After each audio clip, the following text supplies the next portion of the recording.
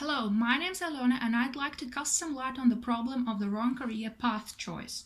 We're always asked who we want to be since the very childhood.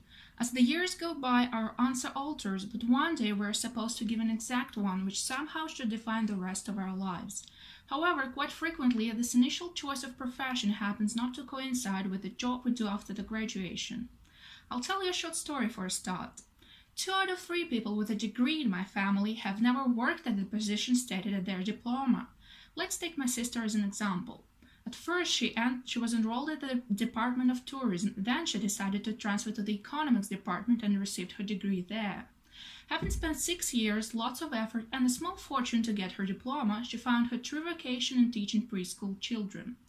The more I learned about divergence between people's original career choice and the job they have eventually been doing, the more I was convinced that actually not so many adults end up in the profession they were studying for. In fact, according to the last year research carried by the Federal Service for Labor and Employment, only 27% of Russians have job corresponding with the specialty they received.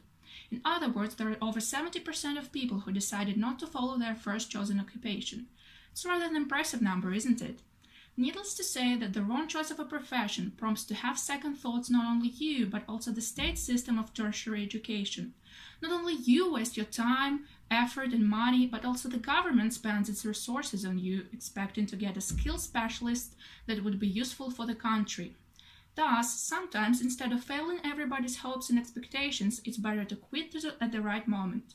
So, what should you do if you caught a tiny glimpse of doubt about your career path choice? First and foremost, determine what motivates you to make this or that choice.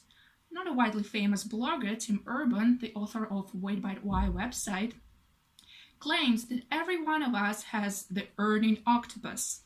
Each of its tentacles is responsible for one macro world of desires and goals, such as personal ones, social, moral, practical, and the ones related to your lifestyle. Apart from the fact that all these earnings are pretty distinct from each other and rather controversial, they also contain smaller individual ones that are not likely to coincide as well.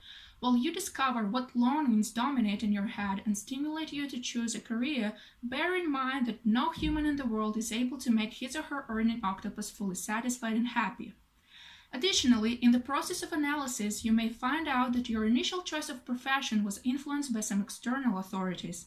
These may be your parents, idols, the society's opinions, or even yourself from the childhood. It's important to understand that being influenced is absolutely natural for a human. However, what you need to do is to honestly answer a question: do I really share these views, or I just simply don't want to be a black sheep in the eyes of my authorities? The next thing you need to do is to ruthlessly prioritize your main earnings after weighing up the pros and cons. Distinguish what's truly significant and throw away in the trash the false imposed stereotypes. For example, there is a cult of diploma in Russian society that induces you to enter university just because you have to. But it is possible that you may succeed in your chosen occupation without going to college. Or let's say you fear you won't be able to achieve recognition in some professions simply because you're a woman. Belinda Palmer, in her article for The Guardian, says that the society still gives in to the gender stereotype that men are more likely to succeed in technical professions and women in arts and languages. So, instead of submitting to the influence of your fears and prejudices, carefully examine and evaluate them. They may not be that frightful. Finally, having defined the priorities, make up a list of your potential career paths and start scrutinizing them. Draw a simple diagram consisting of 2 parts: what you want to do and what you can achieve in reality. The intersection between these 2 components is your plan for action.